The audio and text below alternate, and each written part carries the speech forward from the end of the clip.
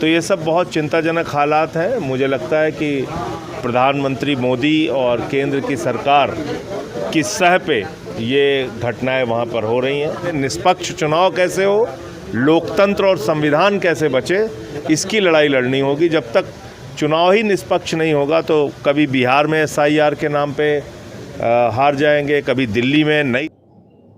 अभी बंगाल का रिजल्ट आया, फिर से पूरे देश में वाह वाह साहब, वाह वाह साहब, क्या कमाल हो गया साहब। अब वो बंगाल का रिजल्ट क्यों आया, कैसे आया, वो सारी बातें पीछे हो गई। सुप्रीम कोर्ट कह रहा है भाई 27 लाख वोटर्स है ना, अगली बात है। बंगाल का जो नतीजा है वो लूट तंत्र की जीत है। किस तरह से सरकारी मशीनरी का दुरुपयोग किया जाता है, किस तरह से सुरक्षा बलों का दुरुपयोग किया जाता है और किस तरह से चुनाव आयोग का SIR के नाम पे दुरुपयोग किया जाता है, जिस पे सुप्रीम कोर्ट भी खामोश रहता है। ये खुला उदाहरण है बंगाल का नतीजा कि सत्ता के दुरुपयोग के कारण ये नतीजा बीजेपी के पक्ष में आया है। और जो पिछले 2 दिनों से वहाँ हिंसा हो रही है वो और भी चिंताजनक है। आपने बंगाल को नफ़रत की आग में झोंक दिया। वहाँ पे 150 से ज़्यादा TMC के प्रत्याशियों के ऊपर उनके कार्यालयों पे हमला हुआ। वहाँ पे कहीं लेनिन की मूर्ति तोड़ी जा रही है, कहीं श्री रामकृष्ण परमहंस जी के आश्रम पे हमला हो रहा है, वहाँ पे TMC के दफ्तरों पे हमला हो रहा है। ममता बनर्जी ने खुद कहा कि उनको काउंटिंग सेंटर के अंदर मारा गया, उनके साथ हाथापाई की गई। तो ये सब बहुत चिंताजनक हालात हैं। मुझे लगता है कि प्रधानमंत्री मोदी और केंद्र की सरकार की सह पे ये घटनाएं वहाँ पर हो रही हैं। अभी भी मुख्यमंत्री वहाँ की ममता बनर्जी जी हैं और एक मुख्यमंत्री के साथ इस तरह का बर्ताव होना ये दिखाता है कि बंगाल को भी बीजेपी अपनी एक नई प्रयोगशाला के रूप में, हिंसा और नफरत की प्रयोगशाला के रूप में इस्तेमाल करेगी। बीजेपी कह रही है कि ये तृणमूल के लोग हैं जो हिंसा कर रहे हैं। और जो वीडियो में दिखाई पड़ रहा है वो कौन है? जो खुलेआम जाके TMC के दफ्तर जला रहे हैं, आग लगा रहे हैं, लोगों को पकड़ पकड़ के मार रहे हैं। ममता बनर्जी की जो रिश्तेदार महिला है उसके साथ बदसलूकी कर रहे हैं। तो ये TMC वाले कर रहे हैं। तो ऐसी बेवकूफ़ी की बातें करने का क्या मतलब? इंडिया गठबंधन का आगे क्या कदम होने वाला है इस चुनाव के बाद? देखिए, संपूर्ण विपक्ष को इस समय, और मैं तो कह रहा हूँ विपक्ष के अलावा भी इस देश की जनता को इस समय पहली प्राथमिकता होनी चाहिए कि देश में निष्पक्ष चुनाव कैसे हो, लोकतंत्र और संविधान कैसे बचे, इसकी लड़ाई लड़नी होगी। जब तक चुनाव ही निष्पक्ष नहीं होगा तो कभी बिहार में SIR के नाम पे हार जाएंगे, कभी दिल्ली में, नई दिल्ली के अंदर केजरीवाल साहब के 42,000 वोट काट दिए गए थे, बाद में वो 3,000 वोट से चुनाव हार गए। पूरी दिल्ली में वोट काटा गया और चुनाव हम हारे। फिर हरियाणा में वही हुआ, वही काम कर्नाटक में हुआ, महाराष्ट्र में हुआ। तो ये एक नया फार्मूला बीजेपी ने ज्ञानेश कुमार के साथ मिल के बना लिया है कि ED CBI चुनाव आयोग का दुरुपयोग करो, सुरक्षा बल लगा दो और फिर इस तरह के नतीजे आए तो गोदी मीडिया तैयार है ही है इनके गुणगान करने के लिए। यूपी में कुछ राज्यों में SIR हो रहा है, वहाँ बीजेपी ही क्यों जीत रही है? क्योंकि उनका जो चेला है ज्ञानेश कुमार, जो उनका एजेंट है, वो उनके साथ मिलके SIR के जरिए गड़बड़ी और घोटाला करता है, इसलिए बीजेपी के पक्ष में नतीजे आते हैं। अभी बंगाल का रिजल्ट आया, फिर से पूरे देश में वाह वाह साहब, वाह वाह साहब, क्या कमाल हो गया साहब। अब वो बंगाल का रिजल्ट क्यों आया, कैसे आया, वो सारी बातें पीछे हो गई। सुप्रीम कोर्ट कह रहा है भाई 27 लाख वोटर्स है ना, अगली बार दे देना, इसमें क्या है, क्या प्रॉब्लम है, अगली बार दे देना वोट। सुप्रीम कोर्ट देश का कह रहा है। चुनाव आयोग का नियम है वोटर लिस्ट फाइनल नहीं हो जाए तो चुनाव की तारीखें आप डिक्लेयर नहीं कर सकते। चुनाव डिक्लेयर भी हुआ, 27 लाख लोग वोट करने से वंचित भी रह गए और फाइनल वोटर लिस्ट के बाद 6 लाख और नए वोटर जोड़ दिए गए। कहां से वो आया इसका भी कोई पता नहीं। लेकिन आज क्योंकि परिणाम आ गया एक तरफा भारतीय जनता पार्टी के पक्ष में, तो फिर वो महामानव है, सारी चीजें ठीक है, चल रहा है। तो इसके माध्यम बहुत हैं ये हेट क्राइम्स हो क्यों रहा है, इसके सैकड़ों हजारों तरीके हैं। उन सारे तरीकों को रोकने के ऊपर हम लोगों को रणनीति बनानी होगी और काम करना होगा। सबसे बड़ा हेट क्राइम्स फैलाने का माध्यम आज की तारीख में है गोदी मीडिया। शाम को 5 बजे से लेकर रात को 11 बजे तक अगर आपके दिमाग में हिंदू, मुसलमान, हिंदुस्तान, पाकिस्तान, बांग्लादेश, घुसपैठिया यही सब भरा जाएगा तो उसका नतीजा क्या होगा? उसका नतीजा यही होगा, चर्च के सामने हनुमान चालीसा पढ़ा जाएगा, मस्जिद के सामने रामचरितमानस पढ़ी जाएगी, पकड़ पकड़ के लोगों को मुसलमान होने के नाते कभी नमाज पढ़ते वक्त पकड़ के मारो, कभी लिंचिंग करके उनकी हत्या कर दो। घटनाएं होंगी, लेकिन अगर आप गोदी मीडिया का काम देखिए तो वो बिल्कुल योजनाबद्ध तरीके से इन चीजों को, नफरत को परोसती हैं, घर घर में फैलाने का काम करती हैं। आरएसएस है ही है इतना बड़ा संगठन पूरे देश में, वो इस नफरत को फैलाने का काम करता है। दिन भर आपको व्हाट्सएप का एक माध्यम है, उस माध्यम से तमाम नफरती मैसेज आपके मोबाइल पे पहुंच रहे हैं।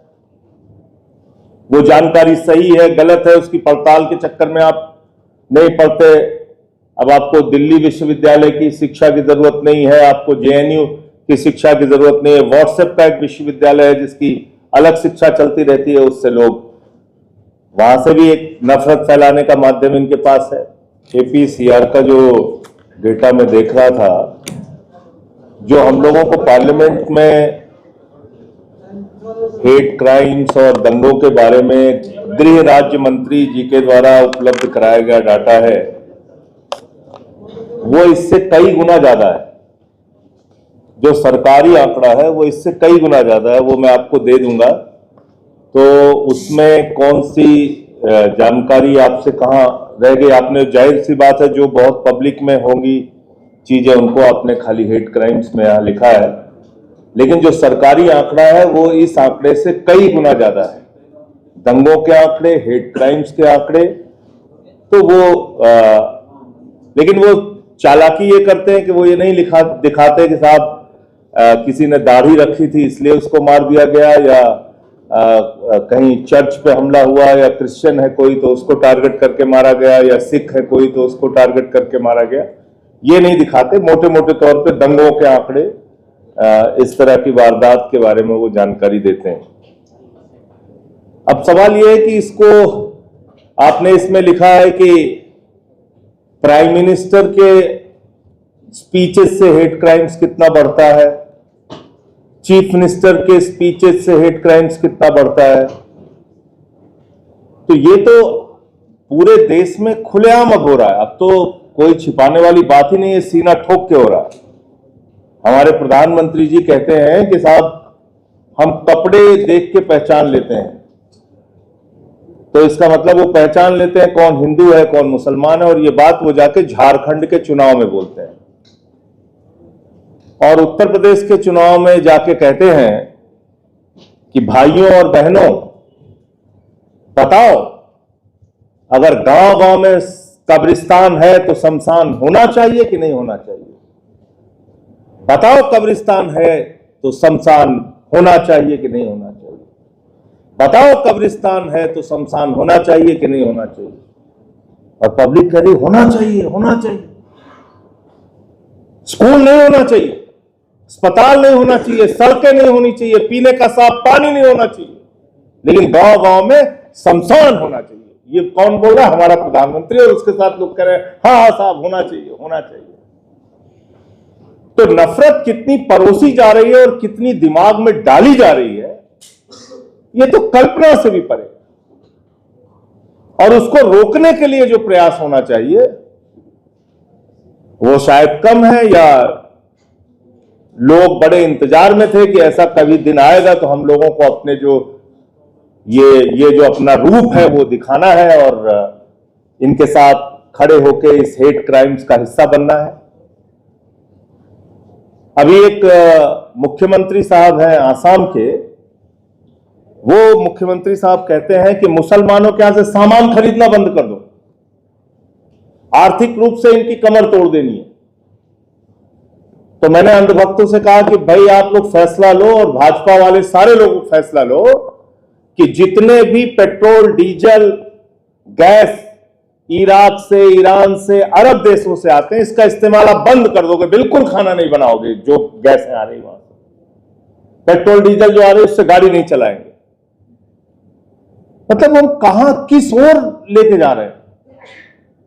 दुनिया भर की विकास की बातें होती हैं, तरक्की की बातें होती हैं, देश कहां से कहां, चीन कहां से कहां पहुंच रहा है, और हम लगे हुए नाली से गैस से चाय बनाने में। पूरे देश में योजनाबद्ध तरीके से तमाम संगठन के लोग नफरत फैलाने का काम कर रहे हैं, जिनको संरक्षण बीजेपी की सरकारों से मिला हुआ है। और इसमें अगर आप एक आंकड़ा और जोड़ देते तो शायद ये संख्या काफी बढ़ जाती। दलितों के खिलाफ होने वाले अत्याचार, आदिवासियों के खिलाफ होने वाले अत्याचार, जिसमें हम देखते हैं कि मध्य प्रदेश में बीजेपी का एक नेता आदिवासी युवक के सिर के ऊपर पेशाब करता हुआ दिखता है, जिसमें हम देखते हैं कि पासी समाज का एक बुजुर्ग, उसको मंदिर की सीढ़ियों पे पेशाब चटवाई जाती है, काकोरी में, लखनऊ के पास, जिसमें हम देखते हैं कि बुलंदशहर में सीआरपीएफ के एक जवान को घोड़ी पे नहीं चढ़ने दिया जाता, क्योंकि वो दलित समाज से, एससी कम्युनिटी से। तो इसलिए मैं सिर्फ इतना कहना चाहता हूं कि आज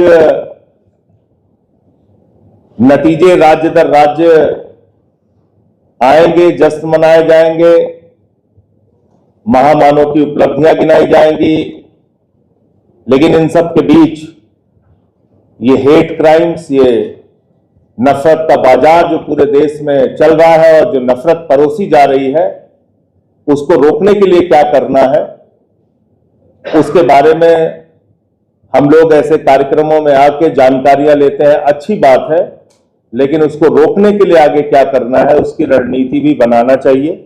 और उसमें जो मेरी भूमिका हो सकती है, जैसे मैं किसी भी तरीके से आपके काम आ सकता हूं, तो मैं हाजिर हूं। इतनी बात कहना चाहता हूं। बहुत बहुत धन्यवाद। खबरों में बने रहने के लिए फोरम 4 को सब्सक्राइब करें और नोटिफिकेशन पाने के लिए बेल आइकन दबाएं।